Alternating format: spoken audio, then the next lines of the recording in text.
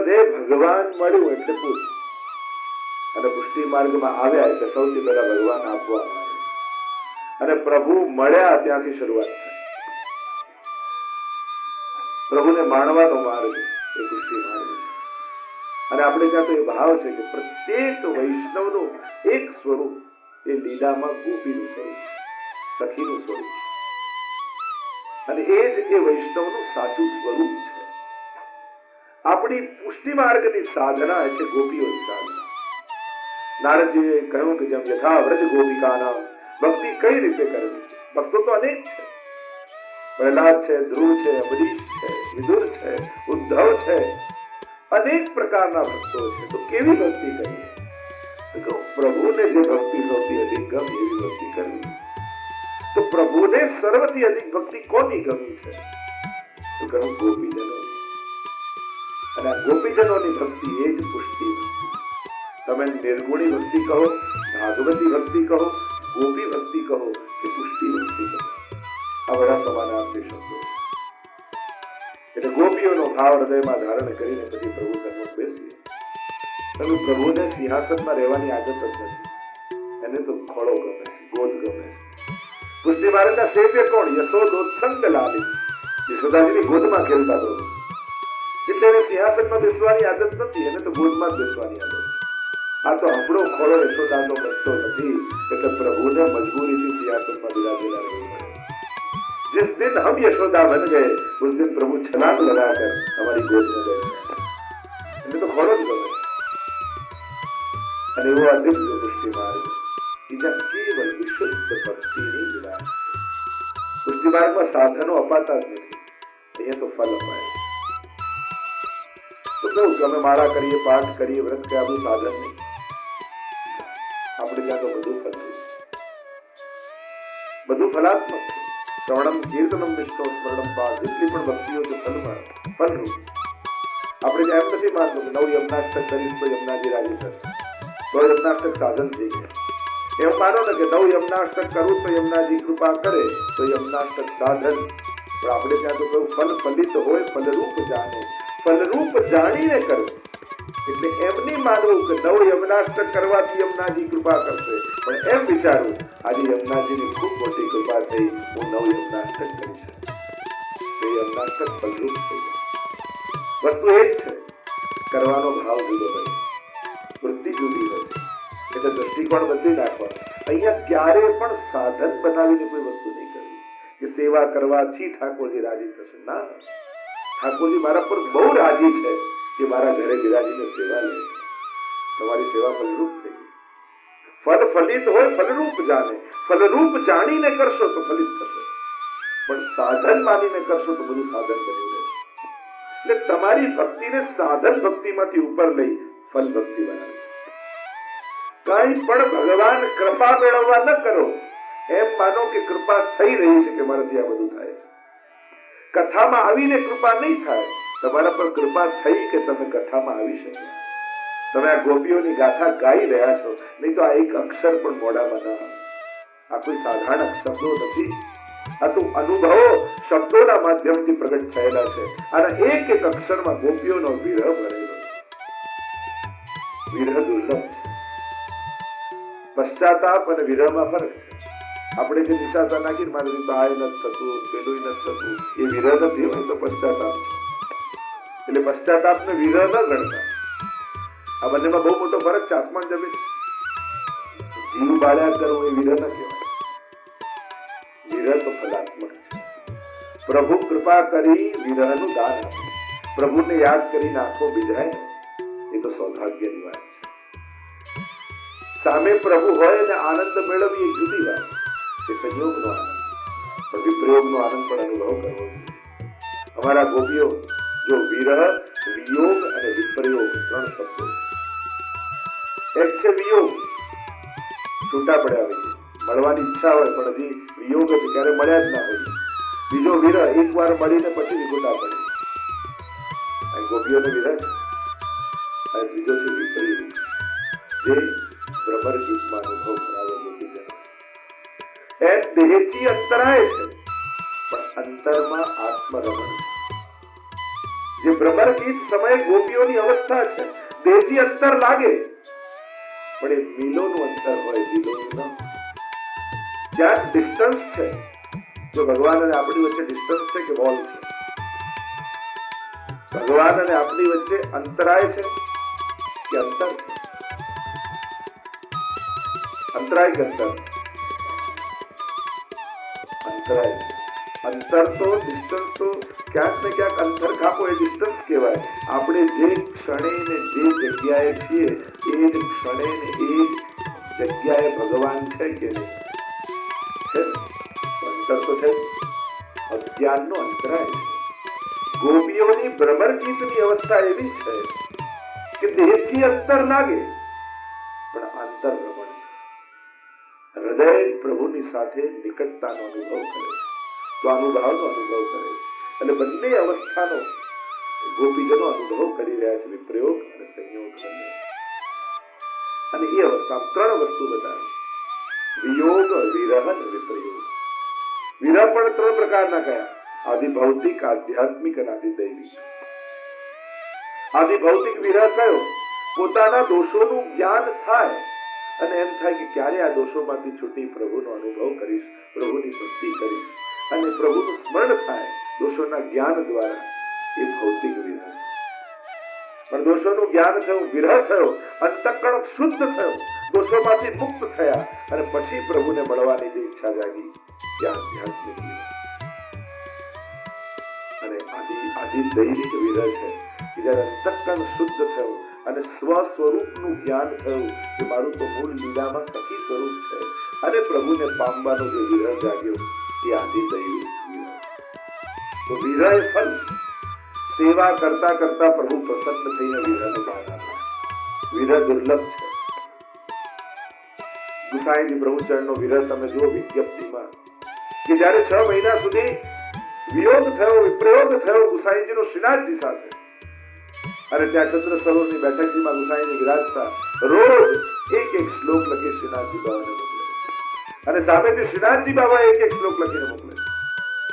અંબુદસ્સ સ્વભાવોયમ સમય વારી મુંચતી તથાપિ ચાતક ખિન્ન રટત્યેવ ન સંશયઃ. એ ચાતકને ખબર છે કે મારે સ્વાતિ બિંદુ જ પીવાનું છે, છતાંય આખો વર્ષ એ સ્વાતિ બિંદુની પ્રતીક્ષામાં બેઠો રહે. પ્રભુ આપ કૃપા કરવાના છે, નિશ્ચિત છે, પણ વિરહ અમારા જીવનો સ્વભાવ છે, આપના વગર જીવી નહીં.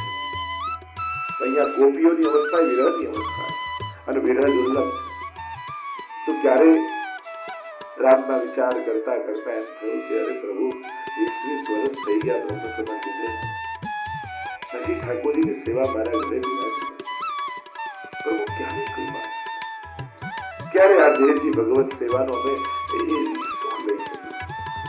પ્રભુ ઉંમર તો જઈ રહી છે, ક્યાં વૃદ્ધાવસ્થા આવી જશે ખબર નહીં. પ્રભુ ક્યારે? આ વિચાર કરતા કરતા ક્યારે આંખો ભીંજાઈ? વિચાર તો કરો, ક્યારે આ ગમે તેટલા મોટા મા બાપનો દીકરો હોય ને, સુખી ગમે તેટલા હોય, એ ક્યારે એમ ના કીધું બેટા 10th માં તું ભલે 2-4 વર્ષ ફેલ થઈ જાય, વાંધોની શાંતિથી ભણજે. એ તેમ કે તું ટ્યુશન લખાવો, ક્લાસીસ ભરાવો, પણ આ જ વર્ષે નીકળી જાય. એમ જયારે સદગુરુ મળે ને ત્યારે એને ચિંતા થાય, હવે સમય નથી, આ જ વર્ષે શરૂ કરી દઉં, હવે નહીં તો ક્યારે? કઈ સગવડતા અને અનુકૂળતાની રાહમાં આપણે બધા બેઠા છીએ. અબ નહીં તો કબ કરેંગે, ક્યારે કરીશું? લોકો એમ પ્લાનિંગ કરે ગડપણમાં એટલે એવું થયું કે દેખાતું બંધ થશે ત્યારે દર્શન કરીશું, સંભળાવાનું બંધ થશે ત્યારે કથા સાંભળીશ, પગ ચાલવાના બંધ થશે ત્યારે સેવા કરીશ. ગડપણનું પ્લાનિંગ એટલે જ થયું. પણ ચોખ્ખે ચોખ્ખું કહું, નથી થતું. પછી અત્યારે અવસર છે, મોકો છે, શરીર સાથ છે, કરવાના. અને જે કર્યું એ તમારું રહી ગયું. અવસર બેર નહીં આવે. ભગવદજી તો ચેતવે છે, વારે ઘડીએ આવા મોકા નહીં આવે. જો આપણા કર્મ પરથી એમ લાગે છે કે આવતા જન્મમાં માણસ થઈશ અને એમાં વૈષ્ણવના ઘરમાં જન્મ મળશે, પ્રભુ આ ચાન્સ નથી આપ્યો આપણને. એક મનુષ્ય છે પણ વૈષ્ણવ કુળમાં, વૈષ્ણવ પરિવારમાં, જ્યાં ભક્તિની બધી જ અનુકૂળતા હોય. આવો અવસર પછી ક્યારે મળશે, ક્યારે? કોણ જાણે? નિશ્ચિંત બનીને નહીં રહેવું ભક્તે, ભક્તિનું ચિંતિત રહેવું કે હું ક્યારે આ બધું કરીશ, ક્યારે આ બધા ગ્રંથો વાંચીશ, ક્યારે મારા ધર્મને જાણીશ, ક્યારે આ બધું થશે. તાપ રાખવો હૃદયમાં. અને પ્રભુએ અવસર આપ્યો, મોકો આપ્યો તો શરૂ કરી જ દે. ભલે થોડાથી શરૂ કરો પણ શરૂ કરો. બહુ રાહમાં ન બેઠા રહો, બહુ અનુકૂળ સંજોગોને, અને જે બહુ અનુકૂળતાની રાહ જોઈને બેઠા હોય છે ને એ નથી કરી શકતા, પણ જે કરવા લાગે છે ને એમને અનુકૂળતા ચોક્કસ થઈ જાય. એ મારો અનુભવ. જે અનુકૂળતાઓની રાહમાં બેઠા રહે એ ક્યારે કરી શકતા નથી, પણ જે શરૂ કરી દે છે એને ઠાકોરજી ચોક્કસ અનુકૂળતાઓ કરી આપે, જરૂર કરી આપે. શરૂ કરી. ભક્તિ એ કેવલ પુસ્તકો કે પોસ્ટરોમાં લગાવ, આખી ગીતાજી મોઢે કરી લો, એનાથી શું? એ ગીતાજીને જીવવું, ભાગવતજીને જીવવું એટલે આપણે પુષ્ટિ માર્ગી સેવા. તમને ભલે ને ભાગવતજીના શ્લોકો મોઢે થઈ જાય, ગીતાજીના શ્લોકો મોઢે, ઉપનિષદના શ્લોકો, પણ એ મોઢે થવાય. કોઈની રેસીપી મોઢે કરી લેવાથી શું? બનાવીને કોઈને જમાડો તો કામનો. એમ આખી ગીતાજી ભગવાનને સંભળાઈ આપો. ઠાકોરજી કે મને તો મોઢે છે, આ બધું તું કર, તારા માટે કર્યું છે. યદ કરોસી યદસ્નાસી યદ જોસી દદાસી યદ તપસ્યસી કૌંતેય તત્ કુરુષ્વ બદર્પણમ. ગોપીઓનું નામ, ગોપી પ્રેમ કી ધ્વજા જીન ગોપાલ કિયો વન. જો અમુક લોકોનું સ્મરણ કરવું ને એ પણ બહુ મોટું પુણ્ય, એ પણ ભગવત કૃપાનું કારણ છે. અમુક મહાપુરુષોના નામ, અમુક ભગવતીઓના નામ ખાલી મુખમાં આવવા પણ પ્રભુને આપણને પ્રિય બનાવી દે. તો આપણે વાત કરતા હતા પ્રભુની કૃપાની કે આ માર્ગ એ ફલનો માર્ગ છે, અને અહીંયા સાધન નથી અપાતા, ફલ અપાય છે. અને ફલ માનું એક ફલ ભગવત કથા પણ. ભાગ્યોદયેન બહુજન્મ સમર્જિતેન સત્સંગમં ચ લભતે પુરુષો યદાવે. ભાગ્યોના ઉદય થાય ને ત્યારે ભાગવત કથા મળે. એટલે આ ત્રણ મોટા પુણ્ય આપણે ત્યાં માનવામાં આવ્યા છે વૈષ્ણવના, કે જીવનમાં એક વાર વૈષ્ણવે આ ત્રણ કાર્યો જીવનમાં જરૂર કરવા જોઈએ. એમ આપણે ત્યાં બહુ જ મોટા પુણ્ય રૂપે માનવામાં આવે. એક વાર વ્રજમાં જવું, 3 દિવસ 5 દિવસ 7 દિવસ 40 દિવસ એટલા, પણ એક વાર વ્રજમાં જરૂર જવું જોઈએ, જે આપણા ઠાકોરજીની ભૂમિ છે, લીલા ભૂમિ. બીજું, એ જીવનમાં એક વાર ગૌદાન જરૂર કરવું, ત્યાં ગાયની સેવા જ્યાં થતી હોય ત્યાં મદદ કરવી, પણ જીવનમાં એક વાર ગૌદાન કરવું જોઈએ આપણે ત્યાં પુણ્ય. ત્રીજું, જીવનમાં એક વાર ભાગવત કથા કરવી છે. ન કરી શકો તો વાંચો, પારાયણ કરાવો, થતી હોય ત્યાં સાંભળવા જાજો. અલૌકિક કાર્યો લૌકિક જેવા નથી હોતા કે દિવાળીમાં જેનો ફટાકડો જે ફોડે એને જ મજા આવે, જોનાર ને ના આવે. આ એવું લૌકિક જેવું નથી. નહીં તો જો દિવાળીમાં એ જ રોકેટ સામેવાળાને પણ એટલું જ દેખાતું હોય, એ જ લાઈટ, એ જ અવાજ બધો આવતો હોય, પણ મજા કોને આવે? આ તો આને ફોડ્યું. અલૌકિક કાર્યો તો એવા છે કે બધા માટે નિમિત્ત કોઈને બનાવે, પણ એમ કહે કે ભાગવતજી તો પરીક્ષિતનું, સુખદેવજીનું, કોઈ કહી શકે આવું? ના, અલૌકિક સર્વ માટે હોય. એટલે હંમેશા અલૌકિક કાર્યોમાં, અલૌકિક મનોરથોમાં લૌકિક ભાવ નહીં લાગે. ત્યાં તો આનો મનોરથ, આની કથા, આનું આ, જે લાભ લેવા આવે ને ભાવથી બેસે. ઠાકોરજી કોઈ એવો સંકલ્પ કર્યો કે જે કરાવે એને ફળ આપવાનું. આ ભક્તિમાનમાં તો વાંચવાની ભાષા છે. તમે નિમિત્ત બન્યા અને અનેક લોકો એનો લાભ લીધો, એનાથી મોટું પુણ્ય બીજું કોઈ નથી. અલૌકિકતામાં તો વાંટવાની ભાવના આપણી, જેટલા લોકો લાભ, જેમ પ્રસાદમાં કે જેટલા વધારે તેટલું પુણ્ય, કથામાં જેટલા વધારે લોકો શ્રવણ કરે એટલું ફળ. એટલા માટે એવી આ અલૌકિક ગાથાઓ છે. એ ભાગ્યોદયેન બહુજન્મ સમર્જિતેન સત્સંગમં ચ લભતે પુરુષો યદા વૈ. આ સત્સંગ દુર્લભ છે, અને એટલા માટે ગોપીઓ કહે પ્રભુ આપના જેવી જ એક બીજી વસ્તુ અમને મળી. અહીંયા આજે કોઈ પુરુષ નથી. આજે ગોપી ગીત ગાનારો વ્યક્તિ દરેક ગોપી, અને ગોપી બનીને જ ગાવો. આ ભાવનો વિવેક છે. આપણે ત્યાં જે પદ ગાતા હોઈએ, જેવા ભાવનો હોય એ ભાવ હૃદયમાં ધારણ કરીને ગાઓ. અહીંયા વ્યક્તિ બનીને ન સંભળાય, ગોપી બનીને સંભળાય. હું ફલાણા ભાઈ, ફલાણા, એ બધું બાર ચપ્પલ સાથે કાઢીને આવું. ગોપી ગીતમાં તો ગોપીઓ જ આવવી જોઈએ. આ ગાવા માટે ગોપી બનવું પડે, અને ગોપીનો ભાવ હૃદયમાં ધારણ કરીને જયારે ગાઓ તો આ સ્તોત્ર, આ ગોપી ગીતનો એવો પ્રભાવ માનવામાં આવ્યો છે. આચાર્યોએ કહ્યું છે, આ ગાય અને એકવાર નિશ્ચિત પ્રભુના દર્શન થાય. એવી મહત્તા ગોપી ગીતની છે. તો કે ગોપી ગીત જ્યારે ગાય પ્રભુ વિહવળ બની જાય, એને પ્રગટ થવું જ પડે. પ્રભુને પ્રગટાવનારું કોઈ ગીત હોય તો આ ગોપી ગીત. ગીતા એ ભગવાનનું ગીત છે અને ગોપી ગીત એ ગોપીઓનું ગીત. ગવ્યેતિ ગીતા, वो प्रभु ने गाई, ये रणમાં ગાઈ અને યુદ્ધના મેદાનમાં, અને આ તો રાસમાં ગાઈ છે. આ વૃંદાવન છે, ત્યાં કુરુક્ષેત્ર છે, ત્યાં યોદ્ધાઓ છે, આ ભક્તો છે. સમાનતા કરો તો ઘણી સમાનતાઓ કરી શકાય ભગવાનના ગીતમાં અને ગોપીઓના ગીતમાં. ये गोपियां कहती है तव कथामृतम तप्त जीवनम, आपकी कथा संसार से तपे हुए जीवन को शांति देने वाली, शांति. અને સૌથી મોટી વાત, આટલા દિવસ આટલા કલાક કોઈને નડ્યા નહીં એ ઓછું છે. અત્યારના સમયમાં તો નડવું નહીં એ પણ મદદ છે. કોઈના માટે આટલા કલાક ખરાબ ન વિચારે એ પણ મોટી વાત.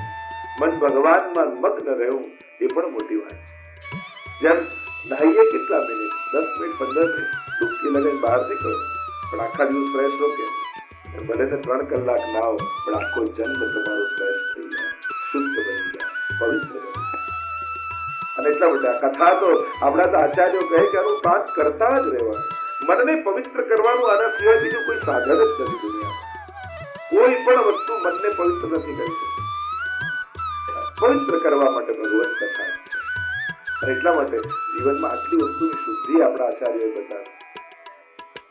આચરણ શુદ્ધિ, વિચાર શુદ્ધિ, ઉચ્ચાર શુદ્ધિ, આચાર શુદ્ધિ, વ્યવહાર શુદ્ધિ, અનેક પ્રકારની શુદ્ધિ જીવનમાં સિદ્ધ કરવાની. અને બધાની શુદ્ધિ કથા દ્વારા થઈ જાય, કથા જીવનમાં ઉતરે. અને એટલે અમારા વજના અને સંતો કહે ને કે આપણે પાન લગાડીએ તો ચૂનો નાખીએ, વરિયાળી નાખીએ, ગોપાળીને બધું મોઢામાં નાખો તો લાલી ના, પણ કથો લગાડો પછી પાન મોઢામાં મૂકો તો લાલી આવી જાય. એમ જીવનમાં કથા આવે ને જેના જીવનમાં, એના ચહેરા પર લાલી આપમેળે આવી જાય. कथा जिसके जीवन में प्रवेश करती है उसके मुख पे लाली अपने आप आ जाती है. तो ऐसी ये प्रभु की कथा, बड़े बड़े भूरिदा जना, बड़े बड़े देवता है, विद्वान है, कथा के लिए लालायित रहते हैं. विचार करो केवा केवा विद्वान, स्वयं ब्रह्मा जी હોય, નારદજી હોય, સનત કુમારો હોય, વ્યાસજી હોય, સુખદેવજી હોય. આ સુખદેવજી પણ પેલા નિરાકાર બ્રહ્મના ઉપાસક હતા અને પિતાનું ઘર છોડીને ભાગ્યા. યમ પ્રવ્રજંતમનુપેતમપેત કૃત્યમ દ્વૈપાયનો વિરહ કાતર આજુહાવ પુત્રેતિ તન્મયતયા તરવો વિનેદુ તમ સર્વભૂતહૃદયમ મનિમાનતોસ્મિ.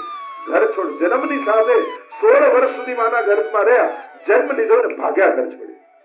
નિરાકાર બ્રહ્મના ઉપાસક ભાગ્યા. કેમ? મોહનો ડર છે કે પ્રેમ કોઈ સારો વ્યક્તિ મળશે તો મોહ થઈ જશે, ખરાબ મળશે તો દ્વેષ થશે, બંને બાંધનાર છે. મારે તો ક્યાંય બતાવવું નથી. અને વનમાં જઈને નિરાકાર બ્રહ્મની આમ ધ્યાન કરીને ઉપાસના કરે. જો મર્યાદા ભક્તિ અને પુષ્ટિ ભક્તિનો ફરક, મર્યાદા ભક્તિમાં ધ્યાન કરીને હૃદયમાં ભગવાનને પધરાવવા, આ સાધારણ ભગવાનનો અનુભવ. પુષ્ટિ માર્ગમાં તો આ જ ઇન્દ્રિયો દ્વારા ભગવાનને અનુભવવામાં આવે. આ જ આંખોથી જોવાય, આ જ ત્વચાથી સ્પર્શમાં છે. આપણે તો આ જ ઇન્દ્રિયો દ્વારા અનુભવ કરવાનો. નિરાકાર બ્રહ્મની ઉપાસના કરે. વ્યાસીને થયું કે મારા ભાગવતજીનો ઉત્તરાધિકારી કોણ ભણે, અને શ્રેષ્ઠ કોઈ અધિકારી હોય તે સુખદેવજી.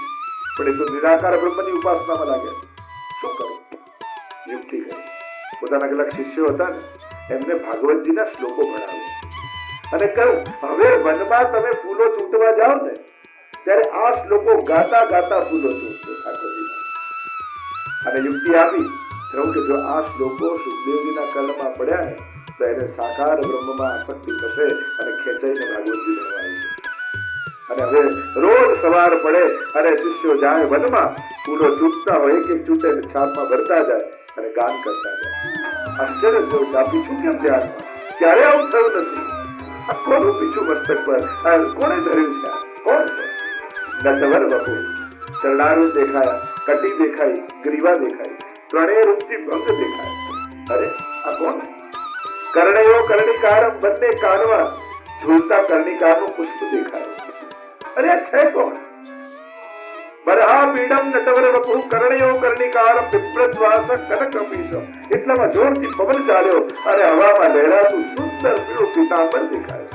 અરે આ છે કોણ? ધ્યાનમાં બેઠા અને આવું તો ધ્યાનમાં ક્યારે ચિત્ર નથી આવ્યું. મોર પીછ દેખાય, સર પરંતુ અને આ સુંદર પીતાંબર દેખાય છે કોણ?